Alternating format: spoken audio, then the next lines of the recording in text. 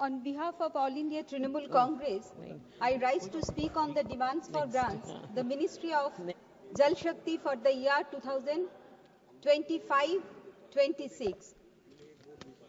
I would like to express my concern regarding the functioning of the Ministry of Jal Shakti.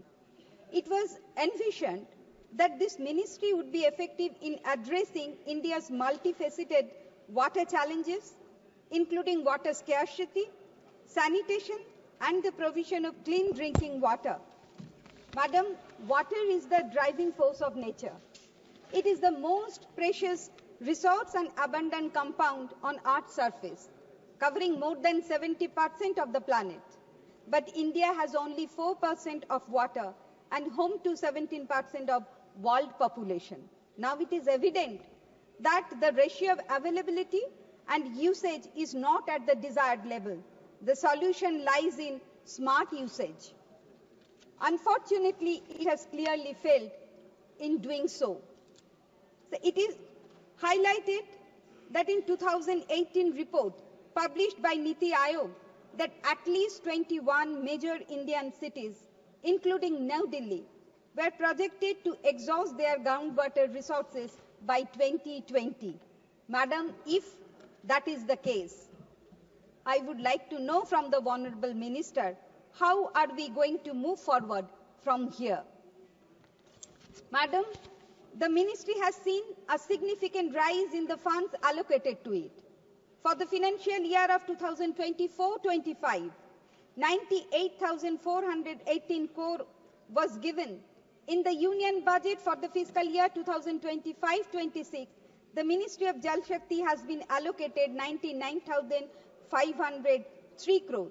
These allocation represents approximately 1.964% of the total government expenditure, positioning the ministries of Jal Shakti among the key sectors in terms of budgetary priority.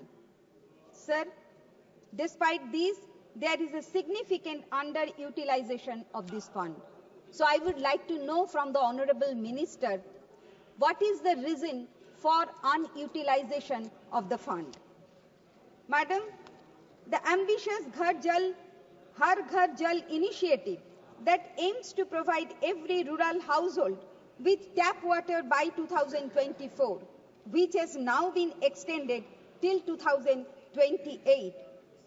I would like to know the Minister why the government needs 4 years more to fulfill its target. Madam,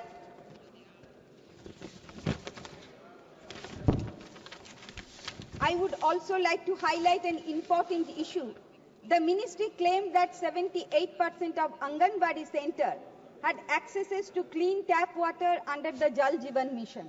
However, this was based on a total of 11.11 lakh centers, while the Ministry of Women and Child Development reported 13.87 lakh operational centers as of March 2021. So is there a valid explanation for this glaring mismatch in number?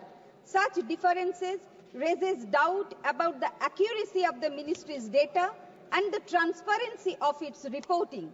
This means about 2.75 lakh centers were left out, bringing the actual coverage down to around 70%, Madam.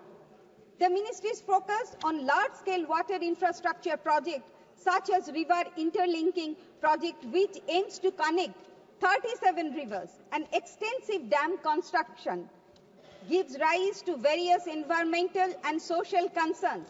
These projects can harm ecosystems, displace communities, and lead to loss of biodiversity. I urge the ministry to focus on sustainable community-based water management instead of large infrastructure projects that could cause long-term damage. Madam, my party has given 15 minutes for me.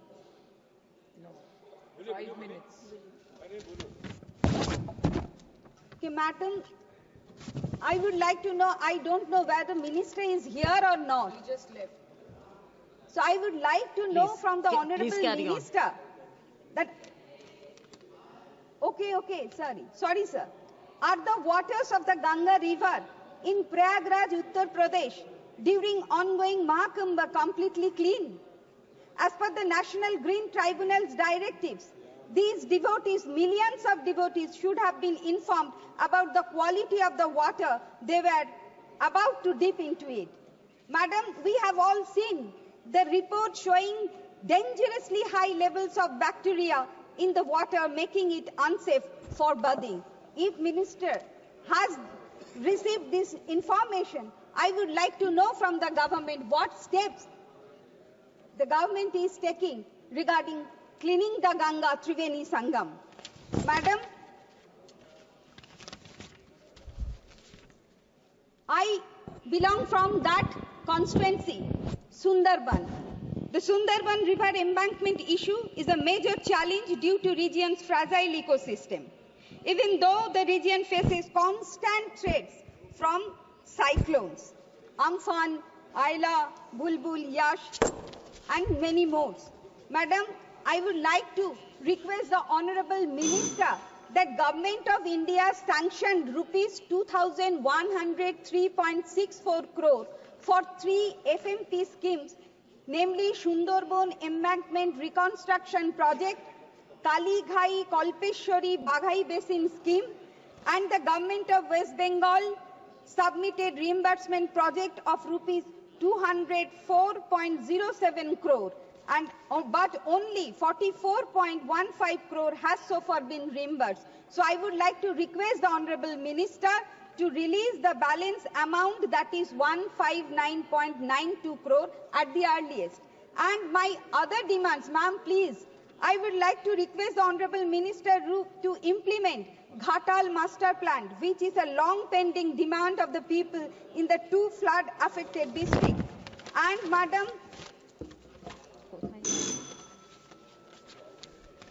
the dredging of Bhagirathi, Hooghly and Ganga Podda at the upstream of Farakka barrage to maintain navigability at Kolkata port, which was the main objective of construction of Farakka barrage and Ganga Water Treaty 1996. So I would like to request the Honorable Kindly Minister conclude. to release the Please fund. conclude. And one more, the 3 North Bengal districts, namely Coach Bihar, Alipurduar, Jalpaiguri, which are crisscrossed by more than 50 rivers, having their origin in Bhutan, are mainly responsible for erosion and flood.